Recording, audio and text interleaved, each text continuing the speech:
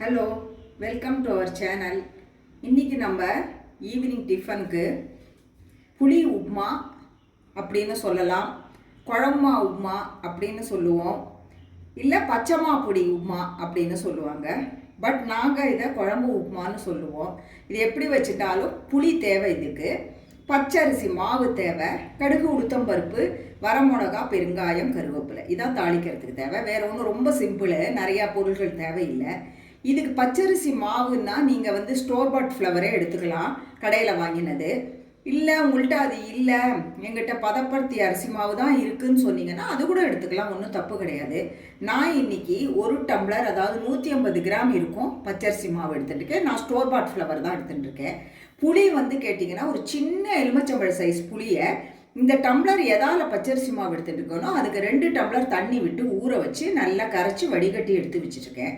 நம்ம இப்போ இதை எப்படி பண்ணணும்னு பார்த்தீங்கன்னா, இந்த புளி தண்ணியில் இந்த பச்சரிசி மாவை போட்டு நல்லா கலந்துடணும். அது ஒருவேளை கொஞ்சம் சப்பாத்தி மாவு பதத்தில் இருந்தாலும் தப்பு இல்லை, இல்லை அதை விட கொஞ்சம் லைட்டாக கொஞ்சம் லிக்விடாக இருந்தாலும் பரவாயில்ல, அந்த பதத்துக்கு எடுத்துட்டு இந்த அடுப்பில் எண்ணெயை வச்சுட்டு வானலில் கொஞ்சம் திக்கான பாட்டம் உள்ள வானலாக எடுத்துக்கணும். அப்போ தான் நம்ம அதை வறுக்கும்போது நல்ல உதிராக கிடைக்கும். ஸோ அதில் நம்ம என்ன பண்ணணும், 2 குழிக்கரண்டி எண்ணெய் தேவைப்படும் இதுக்கு.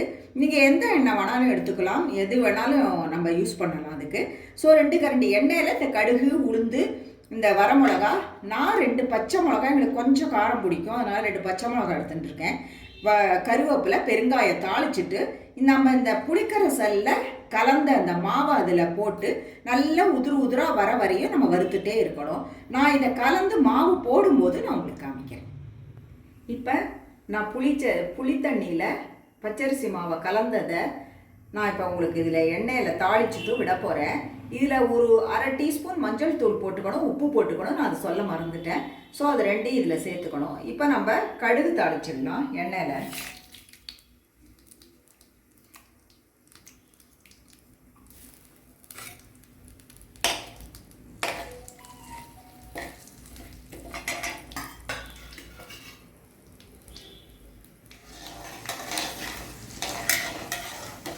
இப்போ உளுந்து செவந்திருக்கு. இப்போ கடுகு வெடிக்கிறது. நம்ம சிம்மை பண்ணிட்டு இந்த கருவேப்பிலையை போட்டுடலாம்.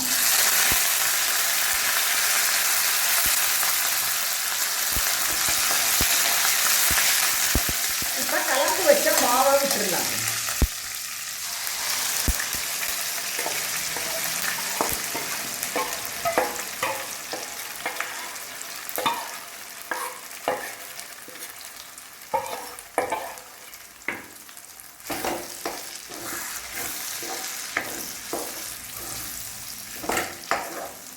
இப்போ கொஞ்ச நாள் இதை சிம்மில் வச்சு நம்ம கலந்துகிட்டே இருந்தால் கெட்டியாக ஒரு ஸ்டேஜில் வந்துடும்.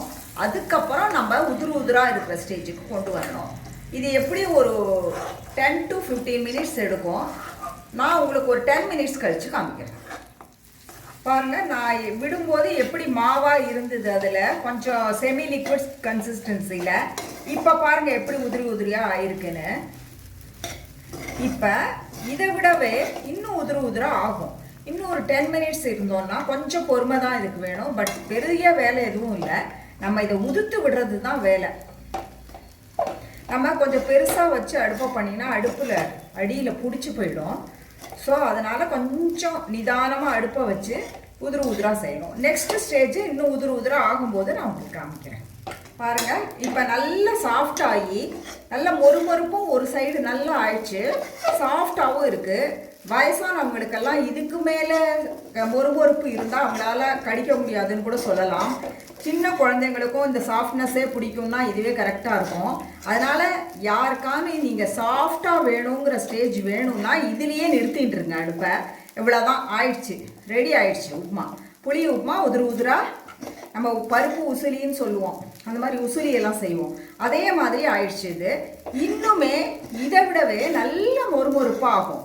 இப்போ பாருங்கள், வானலில் ஒட்டாத எப்படி வந்திருக்குன்னு பாருங்கள். இதில் கடைசியில் இறக்கிறதுக்கு முன்னாடி 1 டீஸ்பூன் தேங்காய் எண்ணெயை விட்டுட்டு இறக்கினீங்கன்னா ரொம்ப வாசனையாக இருக்கும். நான் 1 டீஸ்பூன் தேங்காய் எண்ணெய் நான் விட்டுருக்கேன். இதுக்கு தேங்காய் எண்ணெய் வாசனை பிடிச்சவங்க விட்டுக்கோங்க, பிடிக்கலைன்னா விட்டுருங்க. இந்த ஸ்டேஜ் கரெக்டான ஸ்டேஜ், எல்லாரும் சாப்பிடக்கூடிய ஸ்டேஜ். பட் இதையே தாண்டி இன்னும் ஒரு முறுப்பாக கிறிஸ்பாக வேணும்னா இன்னும் ஒரு 5 to 10 minutes வச்சிங்கன்னா, நல்லா சிம்மிலேயே வச்சு கலர்னிங்கன்னா இன்னும் ஒரு முறுப்பாக ஆகிடும். இந்த ஸ்டேஜ் வேணுங்கிறவங்க இதுலேயே நிறுத்திட்டு நீங்கள் சர்வ் பண்ணிடலாம். இப்போ குழம்பு உப்புமா ரெடி ஆகிடுது. இதுக்கு தொட்டுக்கிறதுக்கு நீங்கள் வந்து உங்கள்கிட்ட இருக்கிறதுக்கு சாம்பார் இருந்ததுன்னா தொட்டுக்கலாம், இல்லைன்னா தயிர் தொட்டுக்கலாம்.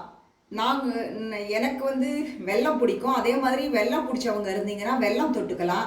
குழந்தைங்களுக்கெல்லாம் வெல்லம் பிடிக்கும்னா வெல்லத்தை தொட்டுக்க வச்சு வெள்ளை சக்கரை கொடுங்க, அதுவும் தொட்டுக்கலாம். தேன் இருந்தால் தொட்டுக்கலாம், தேன் பாகு இருந்தால் தொட்டுக்கலாம். ஸோ அவங்கவுங்களுக்கு இதில் ஊறுகாய் இருந்தால் தொட்டுக்கலாம். என்ன டேஸ்ட்டு இதுக்கு பிடிக்குமோ அவங்கவுங்க அதை தொட்டு சாப்பிட்லாம், இல்லை ஊறுகாய் தொட்டு கூட சாப்பிடலாம். ஸோ நீங்கள் எது இஷ்டமோ அதை வந்து நீங்கள் தொட்டுட்டு சாப்பிட்லாம். ஒன்றுமே தொட்டுக்காமல் கூட எதுவுமே தேவையில்லை. இதுலேயே காரம் இருக்குது, புளிப்பு இருக்குது, உப்பு இருக்குது, எல்லாமே இருக்கிறதுனால அப்படியே கூட சாப்பிட்லாம். நல்ல பெருங்காய வாசனையோடு நல்லா இருக்கும். ஒரு தடவை இதை நீங்கள் செஞ்சு பாருங்கள், ட்ரை பண்ணுங்கள், எப்படி இருக்குன்னு கமெண்ட் பண்ணுங்கள். Have a good day. Thank you.